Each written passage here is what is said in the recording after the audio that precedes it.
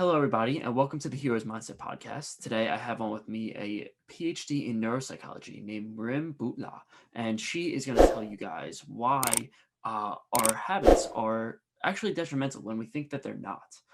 It's an interesting topic. So first, I'd love to introduce Mrim Boutla. Thank you so much, Nick, for having me on. It's great to be here. My PhD is actually in brain and cognitive sciences with a specialization in neuroplasticity. How does the brain rewires itself as a result of experience and learning?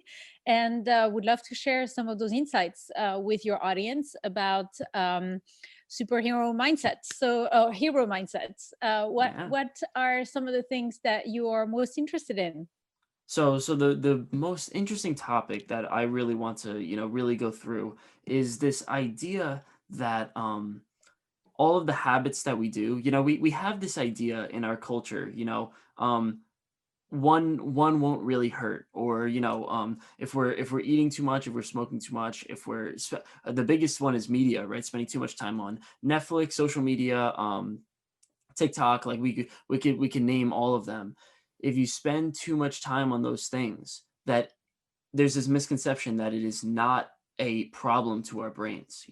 We think that it doesn't really cause that much long-term damage, but according to the neuroplasticity framework and theory, it actually does. So first, I would love to hear what neuroplasticity is, like for you to give an explanation to somebody who doesn't really understand it, because I could tell that's a really abstract concept. And also, and yeah, what do you think about it? Okay. So that's kind of a broad topic, but I will try and distill it to a few key principles. Yeah. So when you can think about your brain, right? I want to transpose this to your lungs.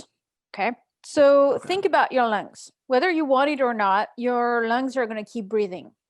For some amount of time, you will be able to stop breathing and hold your breath. But at some point, it's going to go back and say, okay, you got to breathe, otherwise you're going to drown, right?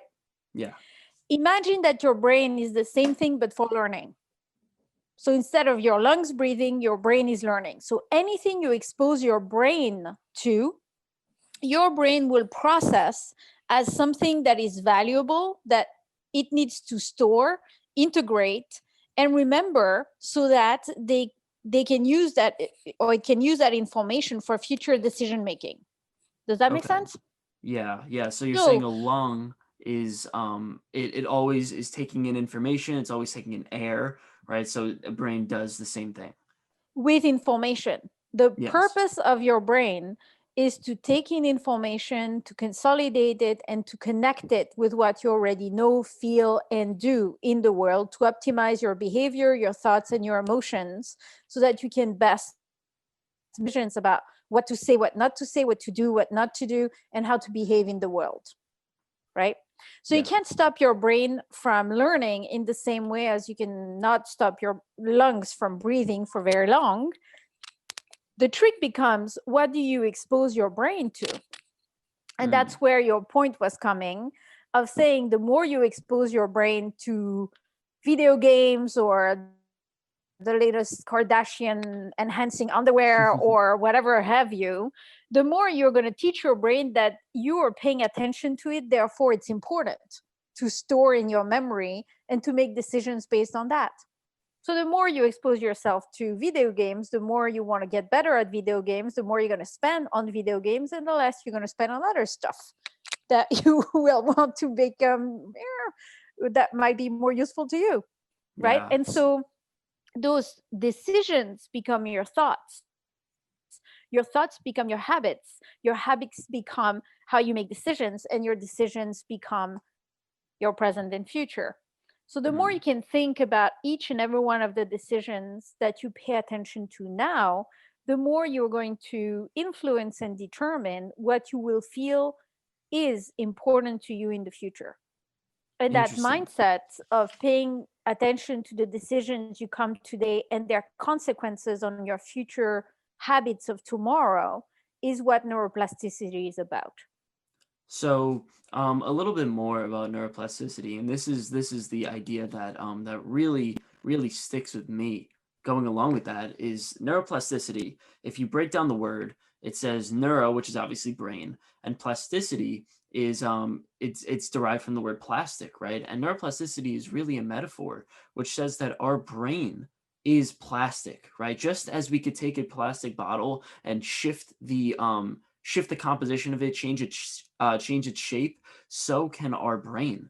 And and the theory behind that is, if I were to, have a watch the Kardashians, let's say, let's do an innocuous example. If I were to watch the Kardashians for 3 hours a day, then my brain is actually rewiring itself to like the Kardashians. Is that correct? Correct. So whatever you expose your brain to, you are working on a network of neurons. So I would like for people to avoid saying, parts of your brain, because they're Mhm. working together in a network, having Mhm. different contributions to something. Okay. So if you expose yourself to something, let's take a better example. I don't know, learning your multiplication tables when you're in Okay. school, right? And so every time you are going to be repeating 2 by 2 4, 2 by 3 6, etc., etc., you will then do several things while you are learning and when you are sleeping. The connections between the different networks of your brain that do remember your multiplication tables are going to consolidate in a way that the flux of information from neurons to neurons is going to be faster in the axon and the dendrites that are connecting two neurons. Axon is the highway out of a neuron, the dendrite is structure to order other neurons. Those axons and those dendrites are connected with by what's called a synapse. And that synapse is where the electric signal between two neurons is going to be transferred into a chemical signal through the synapse. The chemical signal can be facilitated by different neurotransmitters that are passing from the axon of one neuron to the dendrite of another neuron. These neurotransmitters are going to be more or less numerous going into the synapse, and the number of receptors to those neurotransmitters can also change. So, what Okay. we say by the brain rewiring itself, the composition, the volume, and the number of receptor to that neurotransmitter between two neurons is plastic, can change depending on what you're exposing yourself to. That's the principle of learning in the brain. So, Interesting. the volume of the neurotransmitter getting released by the axon is going to increase. The number of receptors on the dendrite is going to increase, meaning that the signal is going to be stronger and faster passing from neuron to neuron, which is going to consolidate that new knowledge into your new habit.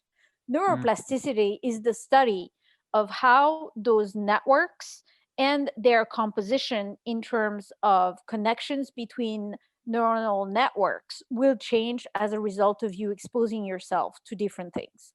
So, without you even knowing, the structure and functionality of your brain will change based on what you expose your brain to. And you will therefore be influenced and biased into thinking in different ways depending on the repeat exposure that you have. So, one of the effects is frequency. How often do you watch the Kardashians, do your multiplication tables, etc.? There are Yeah. also other effects that we know, and there are really four effects that have been studied in depth. First is the frequency, which we just talked about.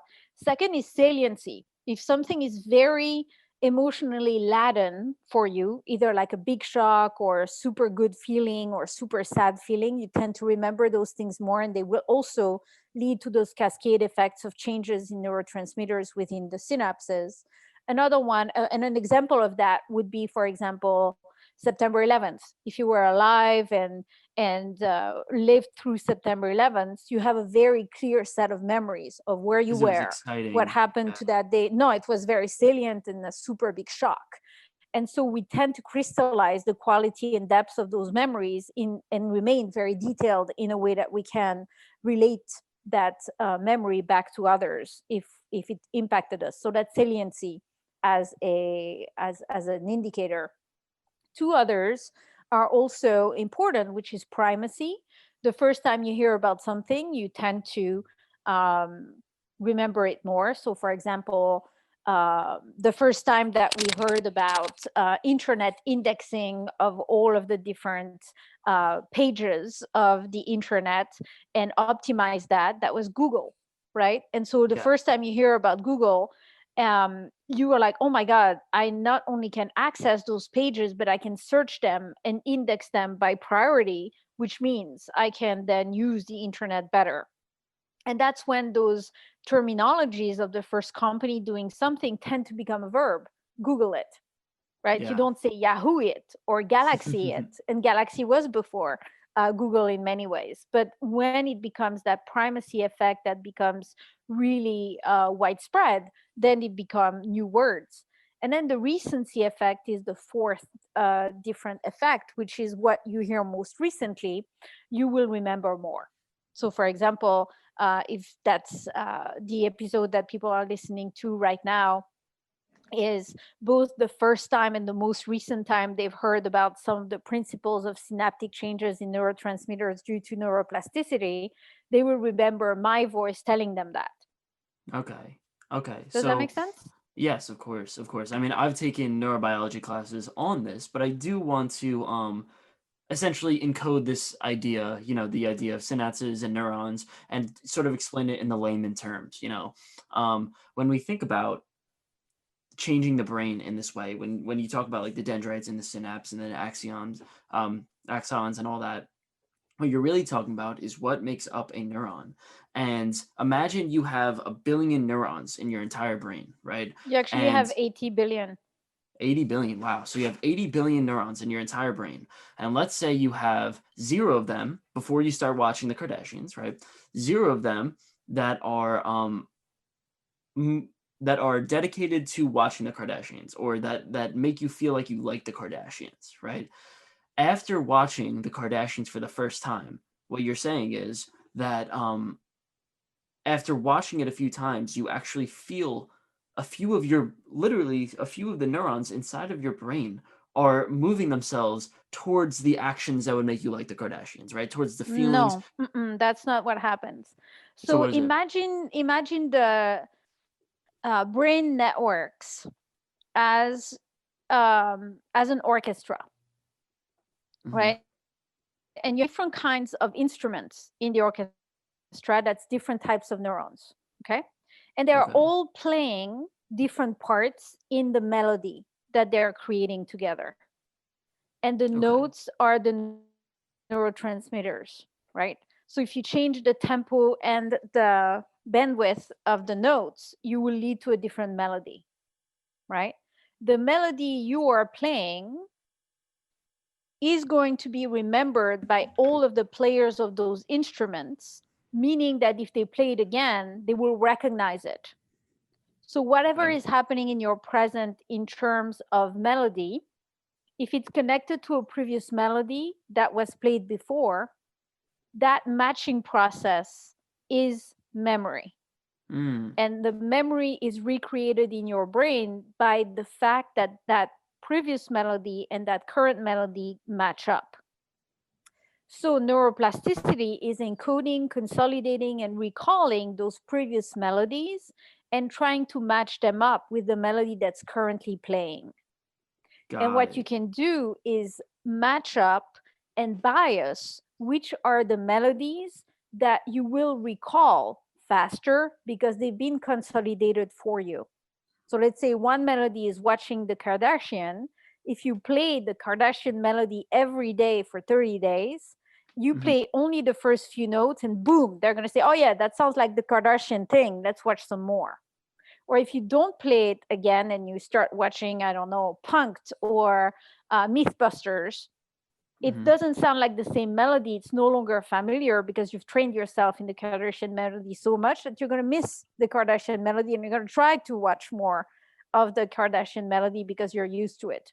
Neuroplasticity is the principle of how you're trying to change the melodies you're playing and match them up with previous melodies in a way that saves you energy to make decisions about how you feel how you think and how you behave in the present based on the melodies that you have encoded, consolidated, and recalled over time.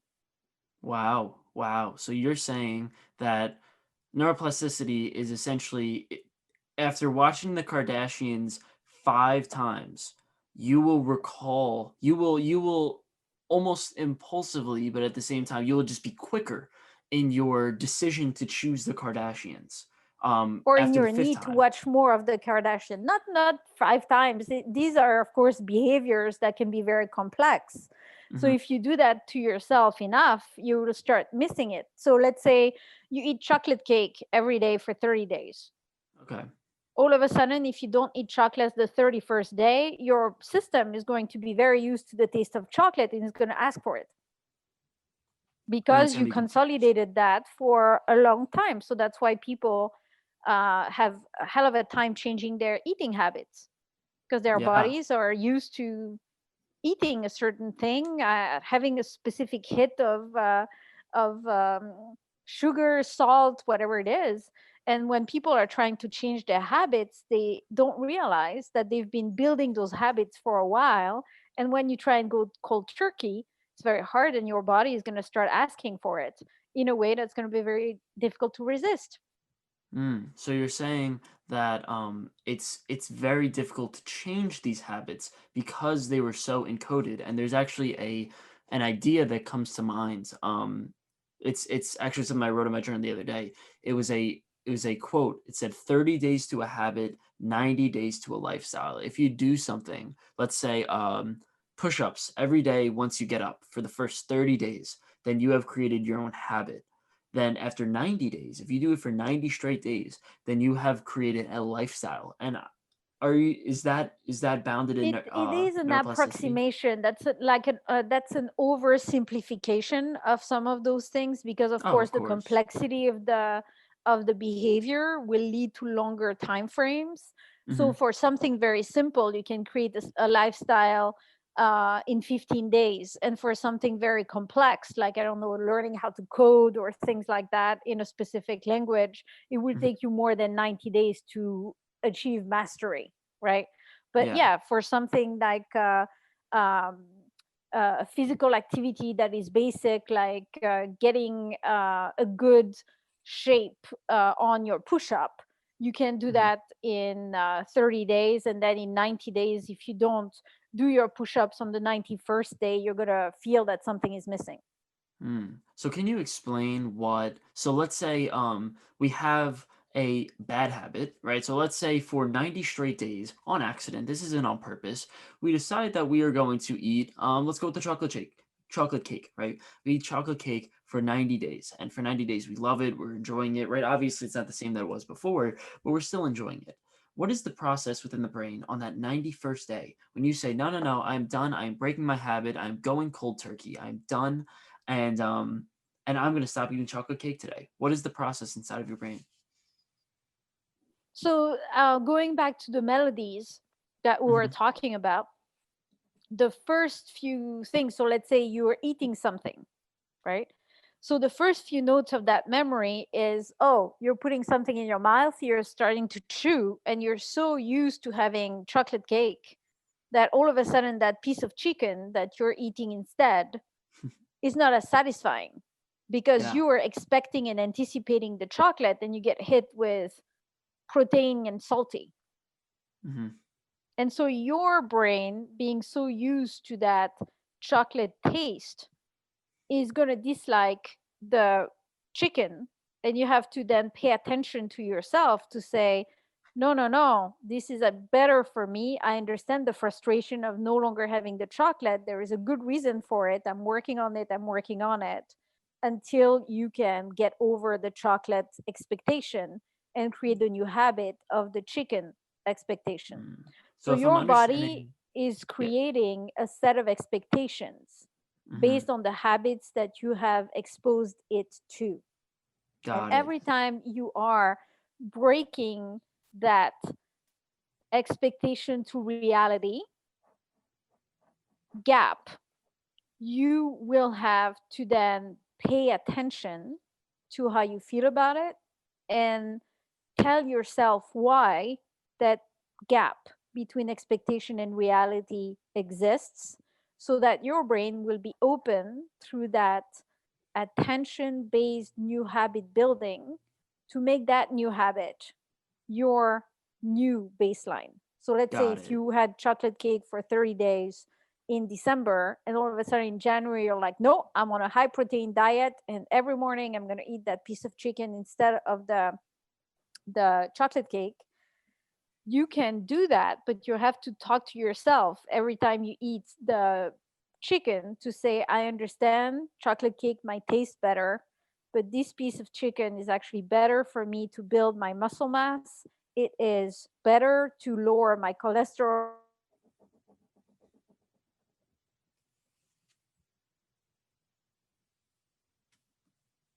Oops, I think we lost you there. Hello? timely forcing, you will replace the chocolate habit with that new habit if you do that for enough time to overcome the previous habit.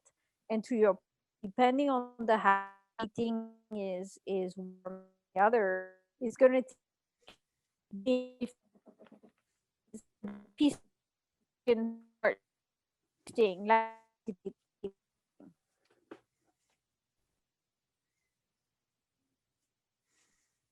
Does that make sense? Yes, no, it does. It does. So, if I were to go back to your symphony metaphor, you're saying that exactly what's happening is almost like when you learn a habit, you're learning a new song, right? You're learning a new song within the orchestra, and when you decide to break that habit, you're trying to learn a new song, and there's going to be some growing pains associated with that, correct? That's correct, because your all of your instruments are so used to playing those notes with one another, it becomes easy for them because automatic. So everything that's going to be in that new melody is going to feel more effortful, and it's going to Mhm. feel with more friction for a while until it becomes your new symphony. So what would be so let's say we decide, we're going to stop eating the chocolate cake, right? We're going to stop and there's going to be these growing pains associated with it. You know, Mhm. what is the neuroplastic or, the clinical recommendation for those people?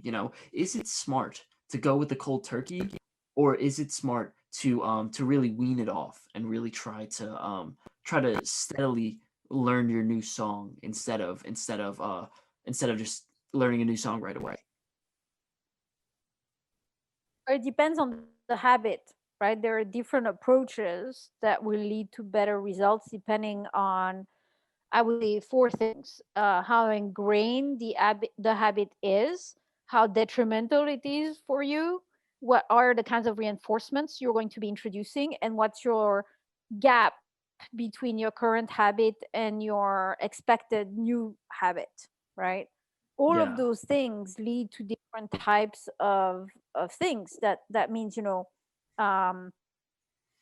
people have different types of habits. Some are way easier to change than others, and some people have to have clinical help and some of their habits, and some habits cannot be changed behaviorally. You will sometimes need neurochemical help in the form of medication.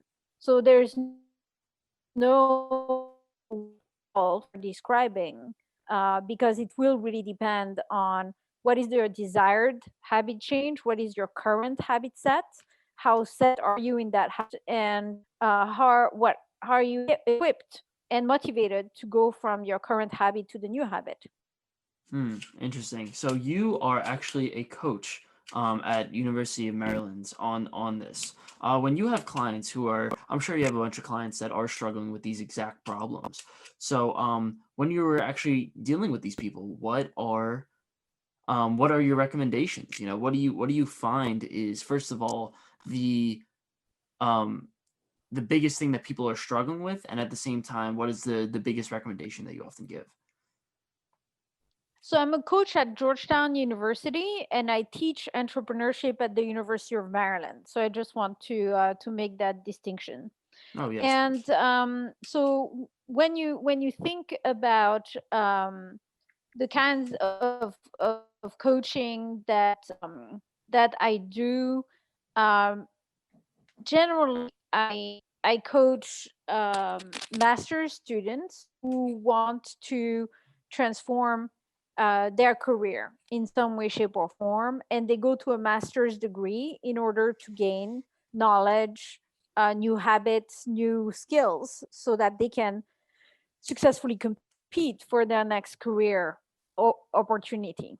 And when they come to me, they generally have a lot of shoulds in their head about what success should look like. So I'm in an international relations environment, and the School of Foreign Service is one of the top programs in the world for diplomacy training. A lot of our students come in the master's degree at Georgetown, interested in the State Department and going into the Foreign Service officer track.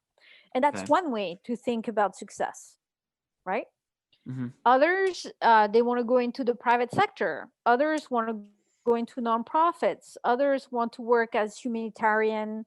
Others want to work in government affairs for big companies. And one of the biggest issues that I find a lot of people coming to me for is to tackle those shoulds in their head. A lot of people have a lot of shoulds. I should be this or I should do that because that's what I believe will earn me respect from people that I care about, will earn me a lot of money, or will enable me to feel that I'm worth um, the cost of my education or all of those different things. So when I work with people, I try and evaluate at first what are some of those beliefs, because there are mindset habits. Your beliefs about what it is to be successful become your habits of how you filter the world in terms of who you see as successful in the classroom, in your family, and what you pay attention to. And by revisiting those on three levels, what are the skills and knowledge you put to work which lead to your job title? What are the priorities you have in terms of colleagues and culture and how things get done in terms of different organization and sectors? That becomes a layer. And then what is the end goal of the industry or the impact area you want to go into? You can then, through the awareness of that clarity at all three levels, redefine your own version of success and find out what are the job titles, the types of organizations, and the industries that are better for you rather than the most visible one that Yeah. might not be a good fit for you. So, what I do in my coaching is generally bring the awareness back to what do they consider those habits of the mind that dictates what success means to them right now, and how to revisit those from a place of discerning awareness so that they can develop their own definition of success, build their network and expand their network with like-minded professionals and organizations that fit their own definition of success so that they can compete for opportunities that fit them instead of getting a job and then hating it, Yeah. and then getting another job and hating it for completely different reasons, and rinse and repeat until they really look from the inside out about what's a good job for them. Interesting. So actually, one thing I did want to ask is, as somebody who is dealing with master students, these are the people who are at the top of the top. Do you find that a lot of them are very interested in going into careers that they don't like, only because it's going to have a stable job, it's going to have a stable income, it's going to have all these, like, secure factors, but at the same time they don't like it? And what do you usually talk about? What do you usually advise them if they're going to something that they know they're not going to like? So, the answer to your question is, well, three things. First off, in your question, there were two assumptions, and I'm going to push back on them. First one, Sure. masters are not the top of the top. I work with a lot of PhDs and postdocs, and those ones are the top of the top.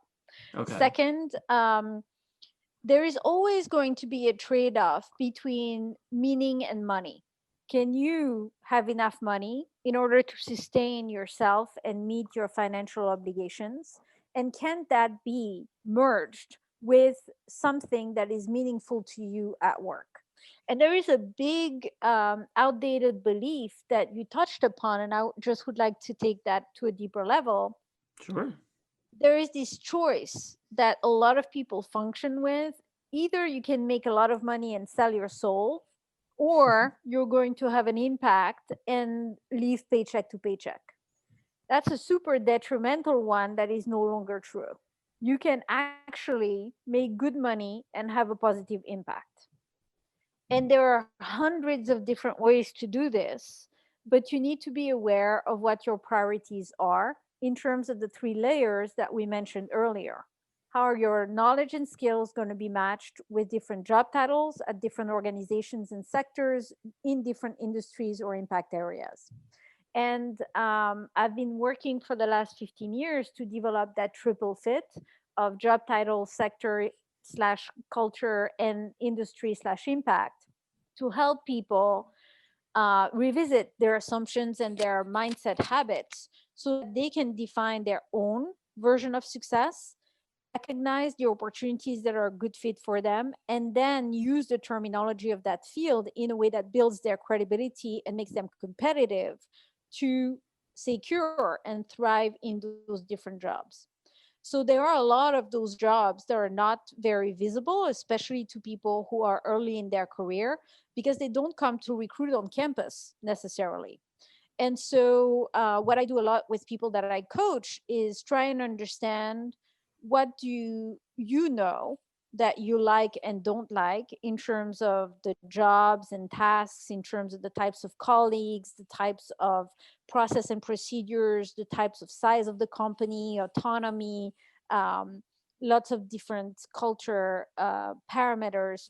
And then I have another exercise that's called the passions mosaic to help you understand and articulate what are you passionate about. There are always more than one thing. Follow your passion is, I think, a very dangerous singular thing, but you can have prioritize your passions, which helps you not only articulate multiple passions but actually invest in them with either a Hmm. career move, volunteering, taking classes, making donations in a way that helps honor what you feel is important and gives you the energy in order to feel that your life and your career are meaningful. And so these are the kinds of things that I do with my in my coaching practice, helping people understand that they can have more than one passions, that they can turn some of those passions at different times in their career into a money making endeavor, by interning, volunteering, turning it into a venture or a job, and then really understanding from there what are the kinds of skills and knowledge they can bring to the table and what kind of organizational culture that would be a better fit for them, so that they can discern what they want, recognize it when they find it, and be credible in outlining what they can do for that organization in that role with that impact area, so that they can do a job that they're not going to hate, with colleagues that are actually going to be appreciating, making a meaningful difference in the world, whatever their definition of difference is.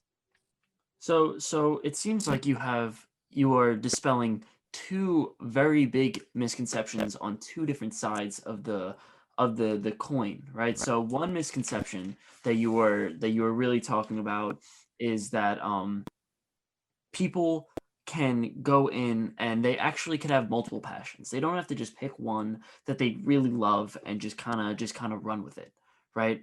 But you're also saying that Correct. another misconception is that people should go in to their job expecting to hate it, because there are things within it that you could actually like, and also you could have control over some things that you actually do like in your job. Pick a job that you're saying the trade-off, right? It has meaning and money associated with it. You don't have to choose something that is 100% money and 0% meaning. So I do find it interesting to ask, That's true. are there people, and I assume that there are because I've encountered many of them in my own life, for the people who are really contemplating the 0% meaning and the 100% money. For those people, what type of personality type are they? What are their mental habits that are going on in their mind? And what can you do to really help them, really guide them to be like, listen, money isn't everything. Meaning also plays a huge factor, and you should really pursue it. There's no shoulds, right? What I work very hard to do is remove the shoulds, right? So the way to do it is to help them become aware of what drives them. Okay. And I mean, if you go to a very expensive college and you have $100,000 in debt after you graduate, why not take the 100% uh, money, right? But at least you can be aware of it. Hey, I'm taking this super high paying job. I'm going to sell my soul to this corporation for a while, but I know why I'm doing this. I'm doing this because I want to repay my loans as quickly as possible. And once my loans are paid, or as I pay back my loans, I'm going to pursue this other passion of mine through volunteering, through making donations, through running marathons on weekends to fundraise for them, whatever you want, so that you can use some of your time to do meaningful things outside of work and honor one of your priorities, which is paying back your loans. I find a lot of people don't do that kind of why am I doing what I'm doing now? And then they end up being miserable at work, not knowing what else they can do to feel more motivated. And that's the issue. I don't have a Mhm. problem with people who want to maximize their revenue as long as they don't get into that very slippery slope of more money will make me happier. Of course, money brings a number of things to the table, such as independence, reputation, and decision making. But if you don't balance it out with pursuing things that are meaningful in and out of work, you are going to become more and more detrimental to your well-being. And that's what a lot of the people that I work with come to me with. They say, look, I'm a success in the eyes of everyone around me. They say that people would kill for my job, and 100 Mhm. people would be clamoring for this job the moment I let it go. Why am I so miserable going to work every day? And Mm. then we go and we see what's in their mind, what are the things that drove them to make that decision, and what can we change, not necessarily them quitting their job, but what can we change in their work, in their life, or in the balance of what they're doing every day to have something that is going to be a set of things they can do in and outside of work to bring them more joy, more meaningful things that they can pursue as they continue earning well, or as they continue um, connecting some of their habits to things that are more meaningful to them. Interesting. And Yeah, there is a there lot of research about sure. what makes a high quality of life. If you look at the well-being research by Gallup, you know that to be happy, right, there are pillars in your life to pay attention to and balance out. Of course, your physical health, your financial health, your ability to have constant challenge and to be learning all the time, your community, who you hang out with, and how meaningful those relationships are, and some component of spirituality or being around something bigger than yourself.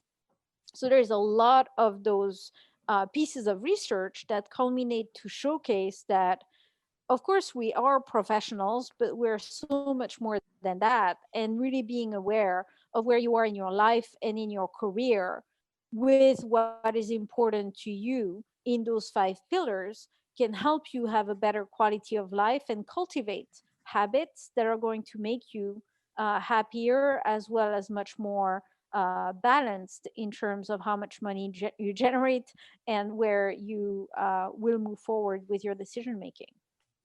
So there is one critique that I have of people who specifically go into finance majors, or any job out of college that works about 80 to 90 hours a week. That's usually around the range.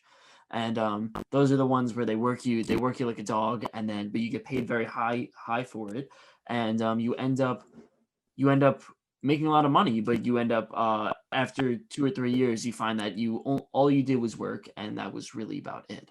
So, I would love to hear what your thoughts on whether or not something like that, like as somebody who has specialized in neuroplasticity, the idea that our brain can literally grow, right, and literally change to accommodate for the things that we constantly do. And in this case, it would be, working miserably, we could say, because these are the people that, don't want to work for that company. They just want the money associated with that.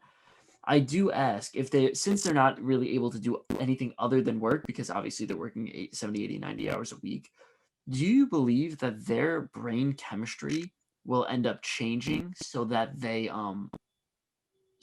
habitually feel miserable, right? For about 2 to 3 years, if they're feeling miserable constantly and not doing anything that they're passionate about, do you think for after they quit, then they will still habitually feel unhappy? So I think you're mixing up three things here, right? And Sure. so let me kind of detangle them before I address them one after the other. The first one is your assumption about high paying jobs that are soul sucking jobs in finance and in thing, right? And Yeah. so not everything in every job is going to be a complete ordeal and it's going to make you miserable. I completely disagree with that. The second part is habitually miserable, right? And as I Mhm. mentioned earlier, if you know why you're doing this, it's kind of a vaccine against becoming miserable in the situation itself. So if you say, I'm going to go Explain. to an investment banking firm and I'm going to do those financial analysis and forecasting for 3 years to earn my dues. And then, Hmm. yes, I'm going to work for 90 hours. And yes, I'm going to make a ton of money. But I know I'm going to do it for 3 years because that's the spurs I have to earn in order to go into impact investing, which is a different way to do finance that not only looks at traditional finance with the bottom line in mind, but then integrates social and environmental impact in the financial forecasting. And I know that I'm doing those 3 years so that in the fourth year, I can go and transition towards that group within that financial firm. All of a sudden, it changes your mindset and you're no longer miserable. You are making progress towards a longer term goal, right? Hmm. So that's the second thing. No, wait. The So third thing how? that you Wait. were saying Excuse me. is Um. wait, the third thing you were saying, and I would go back to your question about the second. It is that those jobs are monolithic. They are not monolithic, and there are Define many monolith. ways that you can navigate things. They're not the same experience for every person that goes in those jobs. You're Okay. assuming that everyone has the same experience going into those jobs, which is not the case. Okay. So my question on the second one, I would agree with the third one. I would say they're not monolithic, but there's a yeah, yeah. But I would say that feeling habitually miserable, right? That idea of feeling habitually miserable.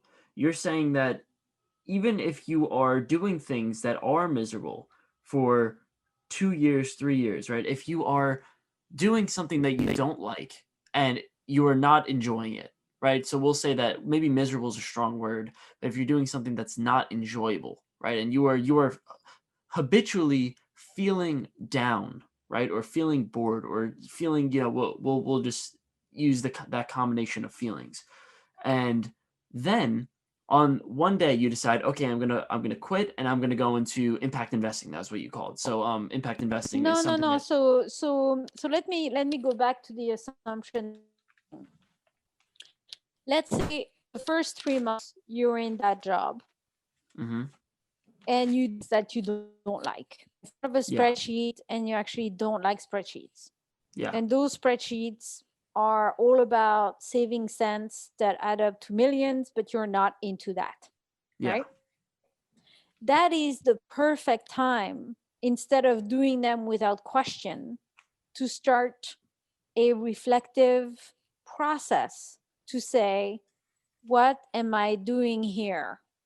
And what can I change in order to either make this less miserable Mm-hmm. or to find a different place for me within this organization?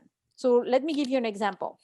Okay. I was doing a leadership training at a big company in the Midwest. And one of the attendees was a woman who was completing her master's degree, and she found that job. And it was a city where there were not that many big companies, right? And she knew that she wanted to stay in that city and that her hour would not be as high if she were going to a different company within that city. Okay. And so she said, I need to stay in that company and I need to stay in the city because my family is here. I'm miserable at work. What else can I do?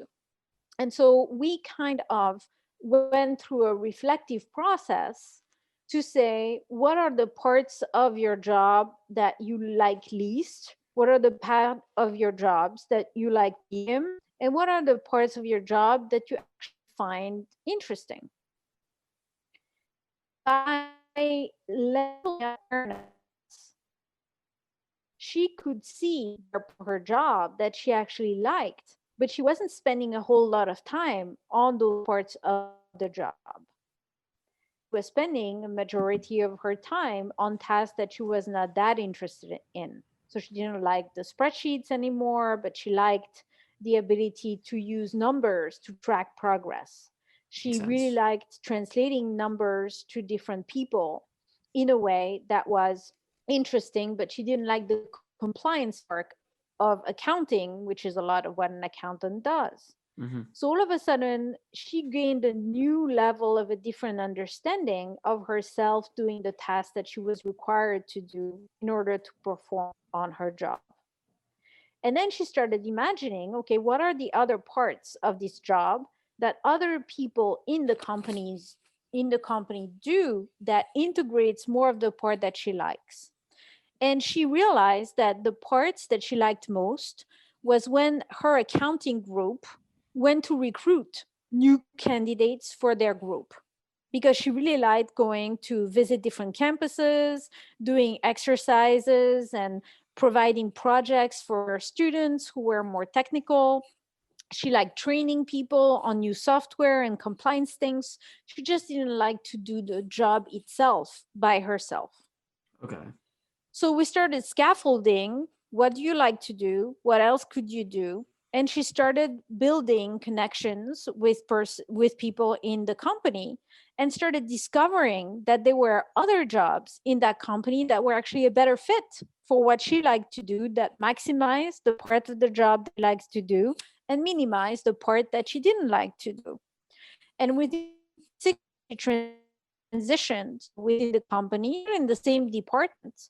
But instead of being a pure accountant, she became a training facilitator where she earned the same money or a little more, but she was part of designing and implement trainings for all the accountants. And she had a larger part of her job that was focused on recruiting new team members. So what I'm saying here is that you're making an assumption that all the job is miserable, which is very rarely the case. But Hmm. going through the coaching process can help you identify what are the parts of the job that you like least and you like most, and reshuffling the frequency of those tasks by changing jobs, changing departments, changing organizations, or even sometimes changing industries in a way that you find a better fit for yourself.